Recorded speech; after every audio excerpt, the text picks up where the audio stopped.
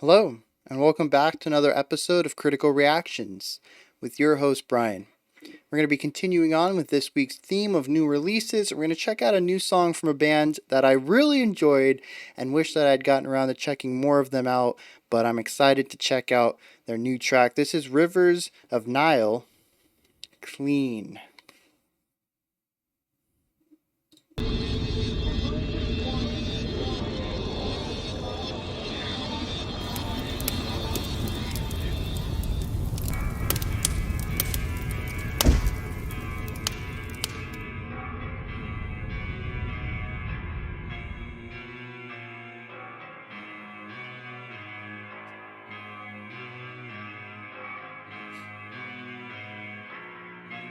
I want your money.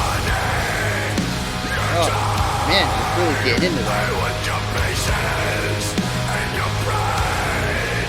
I'm all restless in a maiden, and I'm working all the time. So help me. Yeah, really cool harmony there between the cleans and the growls. Lots of groove in this weight as well.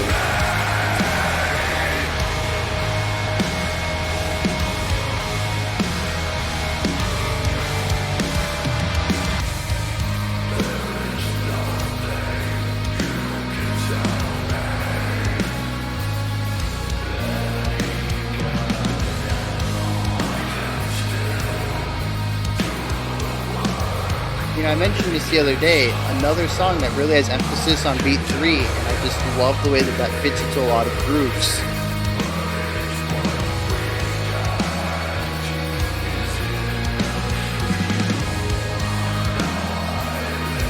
I like that vocal contrast as well.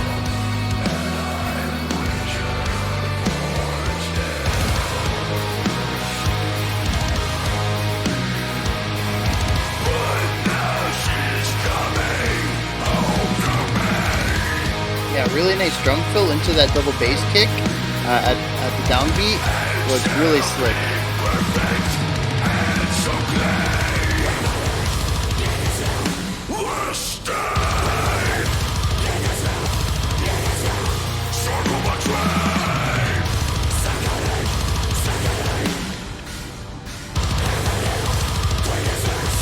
Okay.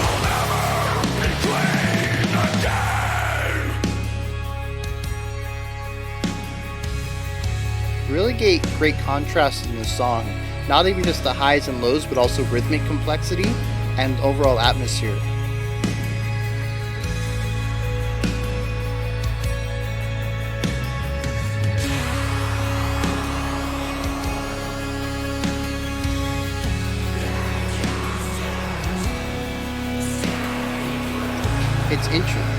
It's interesting just how fuzzy that synth tone is, given that all the grit has been removed from the guitars to create this lighter ambiance.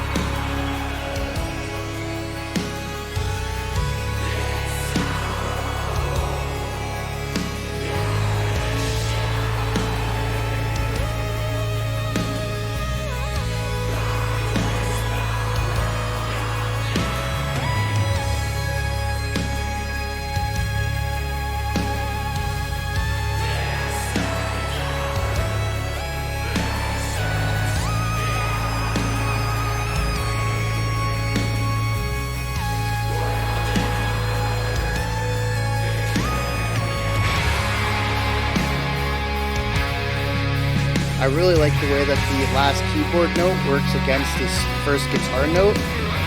It almost feels like a natural transition passing the baton from one instrument's solo line to the next.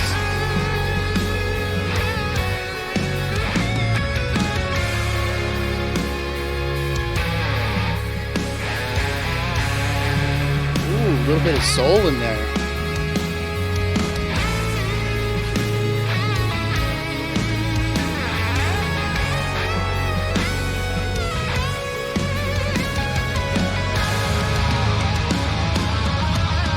Yeah, beautiful solo work right there.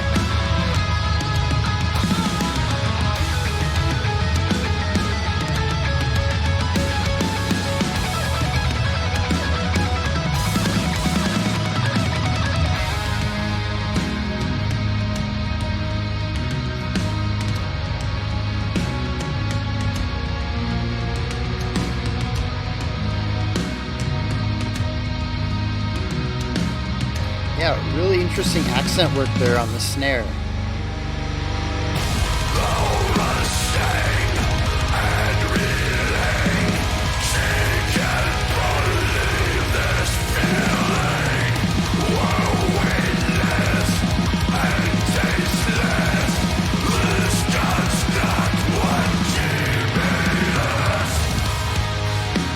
Yeah, the doubling up of that harsh right there, which I think is going to be the last spoken line.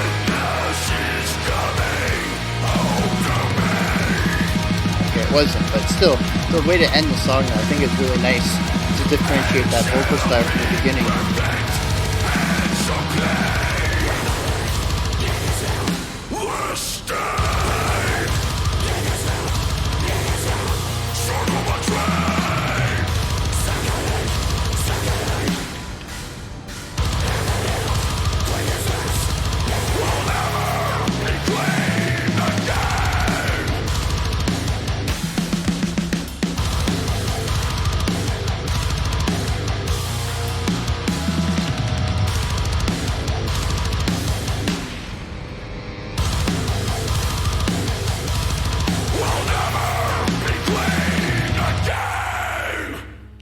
Interesting ending.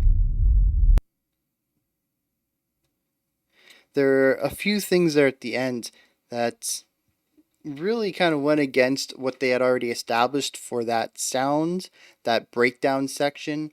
They decided to emphasize different beats and to provide space at different times. Even that final time of saying it'll never be clean again was rhythmically different than the way it had been repeated the few times beforehand. So there's a little bit of variation there on the same idea, which is, I'm a big fan of variation. Take something you've already showed me and just manipulate it a little bit, give it a different feel. Sweep the carpet out from under me, pull the rug out. I love that. And it's simple too, right? You don't have to change much. You've already written 90%, or you've already written this idea. Take 10% out, change that 10%, and you have something that feels completely different, adds a lot of variety and spice to your song, and you only had to write 10% more of an idea. So, I mean, it's win win.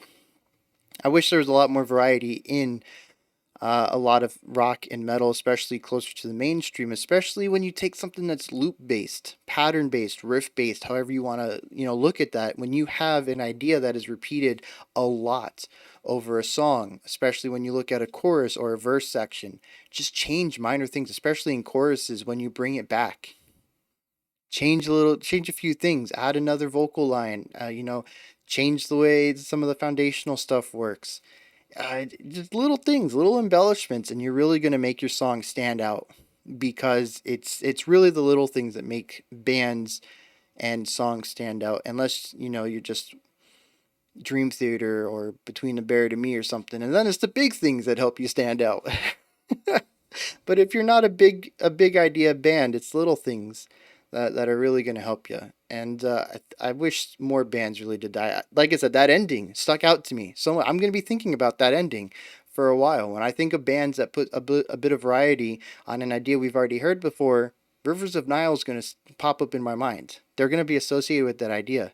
So, and that's not because they're the first ones to do it, but for whatever reason, the first ones that I'm really thinking about and talking about a lot, and my brain's just going to make that connection just because of this moment right now. So yeah, was anybody else expecting this, or was I the only one caught off stumbling in the dark? Because this is not where owls know my name, not by a long shot.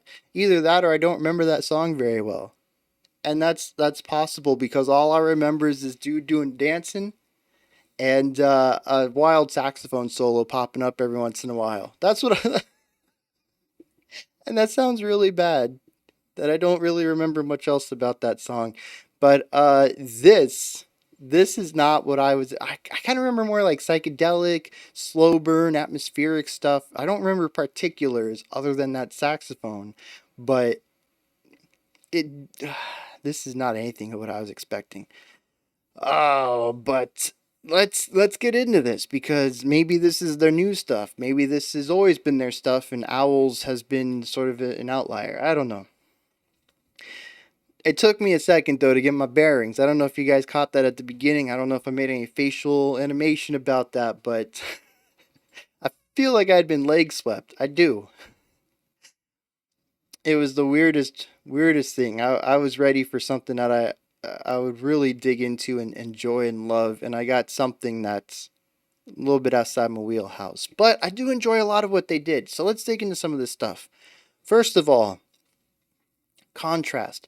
I mentioned it in the middle of the song, but let's look at some ideas that they're really strong on contrasting. And first of all, we have volume. Of course, that's the big thing that almost every band gets right that works with contrast is volume dynamics.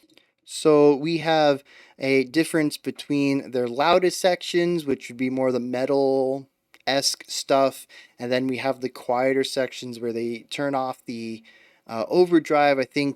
I mean, they're still using their electric guitars, but they sound more like clean guitars at the moment.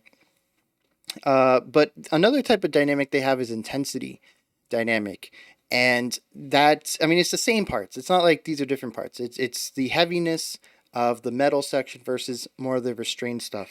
But we have the volume dynamics, but we also have intensity dynamics, where there is a lot of ferocity and weight and aggressiveness versus a more relaxed area. And the relaxed area still has a little bit of aggressiveness in it. We have harsh vocals throughout the section. However, the overall tone of the part is more relaxed.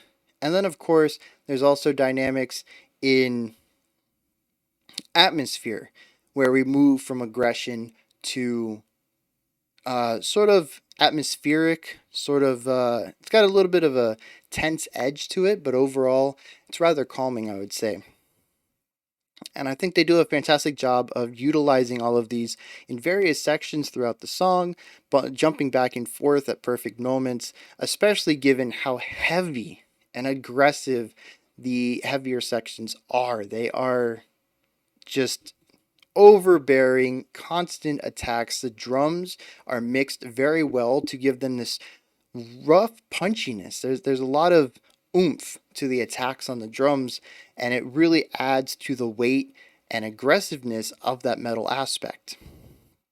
I found the calmer sections to be a fantastic moment to catch my breath, and the first time to actually figure out what was going on, because like I said, this was not what I was expecting by a long shot, but also for me to sort of figure out the different aspects of the song and slowly come into what's going on, tying some things together, finding recurring ideas, and also just for me to breathe a moment. This heavy stuff, uh, it helps to be in the mindset for it to begin with, but it's also not something I typically listen to. So I really appreciate those moments of levity. Um, I- so yeah, they do a lot of dynamic work, and I think that's awesome. That their dynamics accomplish so many different things, even though they're really only moving between a couple different ideas, they're still achieving multiple layers of dynamics. The other thing that I really appreciate is the variety of the song. And some of that's going to come from the dynamic work, how the music is varied, but we can also look at how the melody lines are varied and the way that they sort of move in and out between each other and sort of pass the baton between the melodies. And their melody writing is top notch. I think there's a few sections that really didn't work for me, but overall I liked their pacing, the storytelling, the overall flow of their melodies. But I think what's most interesting is how often an instrument passes the melody to another instrument.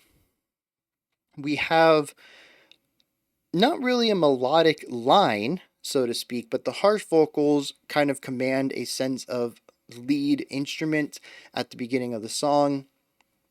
And that's one tone of lead instrument. We also have the drummer, who I think was providing backup clean vocals that were layered with the lead singer's growls. The guitarist also added his own style of harsh vocals at one point, and it's really interesting to hear all of this bouncing around. There's a lot of back and forth between different vocal styles, And this dichotomy is really strong and adds a lot of contrast and allows for the song to evolve in different ways, especially since there's so many different ways that they can provide a lead instrument, and for that instrument to color the atmosphere of a section.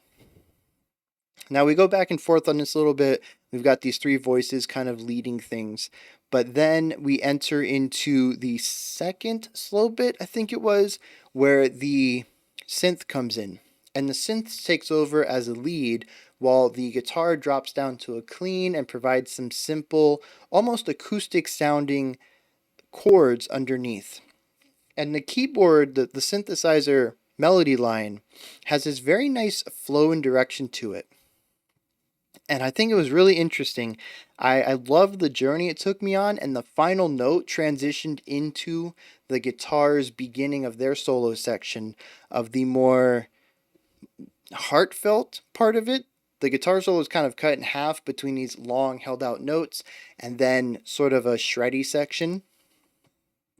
But if you had given that guitar solo to the synth, I don't think the flow of the solo would have been interrupted at all. That's how perfect it feels. It to me it sounds like a single guitar section that was cut in half with the second half. Sorry, I hit the microphone.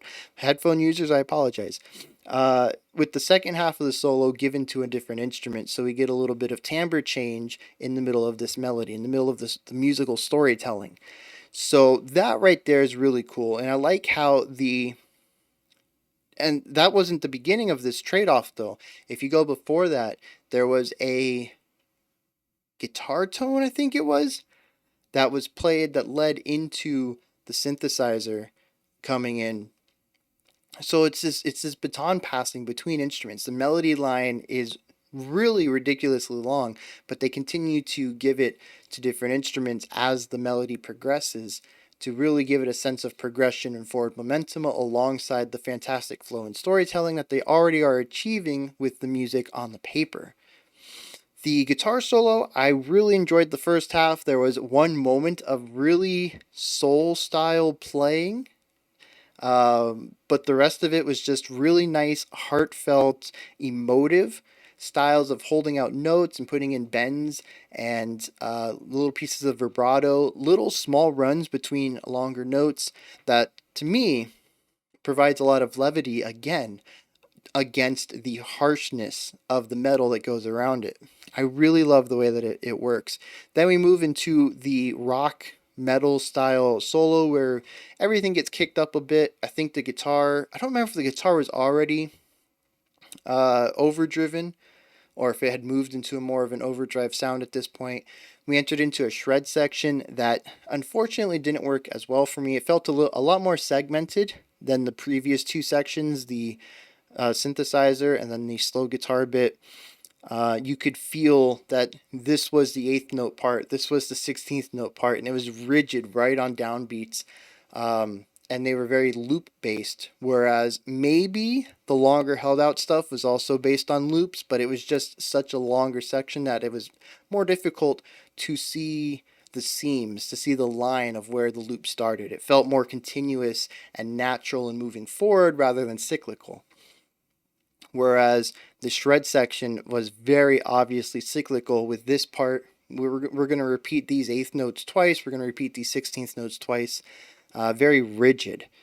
And I think that's sort of, I run into this problem often. And I don't want it to sound like I don't enjoy shreddy sort of, showmanship style solos. I do enjoy seeing people playing their instruments at high proficiencies. 100%. I've said that many times. But the problem that I think is that there tends to be less creativity and soul in that style of writing. And it's not an issue with the writing itself, it just tends to be how it's utilized. And maybe somebody did it in the past and it's sort of become the thing, and a lot of people copied it as their inspirations and stuff like that.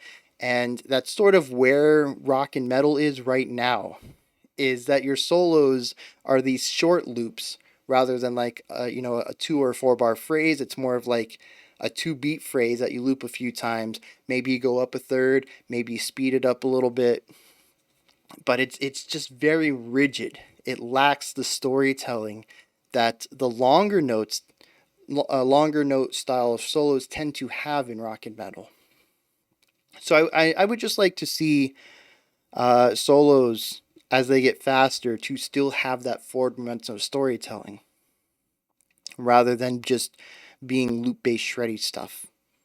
But I don't know, maybe it's a more difficult problem than I'm making it out to be because I'm looking at it purely from a compositional standpoint, and there is a musician standpoint that goes into it as well in performance. So I know that I can't play half the stuff that I write as a composer first and a musician second. So maybe it is something about writing music and having to play it at the same time that sort of restricts some of the ideas. I don't know. So that's just my idea as an outsider in, but I see this a lot in rock and metal that the faster the solo, the shorter the loops, and the more easier it is to see the seams and the more rigid it feels. Maybe that's just me though. I don't know. And then the last thing that really stands out to me is that ending. I mentioned the variety it introduced, and I already went on a bit about this. I don't want to rehash too much here, but I do really enjoy that. It is something that I've noticed pops up in a lot of my favorite bands, especially in rock, emo, punk rock, stuff like that. A lot of the stuff that I really enjoy is when we see variation on ideas, because a lot of these bands that are closer to the mainstream, which is where most of my rock music tends to sit, they follow the ABABCB pattern. Verse, chorus, a bridge or breakdown, and the final chorus. So the things that really stand out to me is when a band can say, hey, we're following this pattern, but we're going to change things up a little bit. Maybe our second verse is going to have a different drum beat or a different part entirely, or maybe the vocals will be different. And when we get to this final chorus, maybe we're going to have a different thing. And this is something that pop does really well.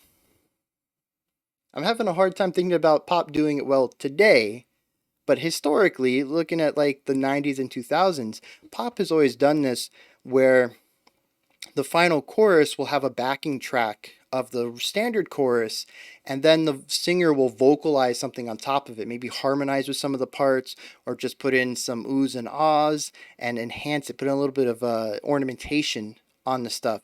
Pop was really notorious for that. I don't know if that's why they don't do it as much anymore. Maybe they do and I'm just not remembering it.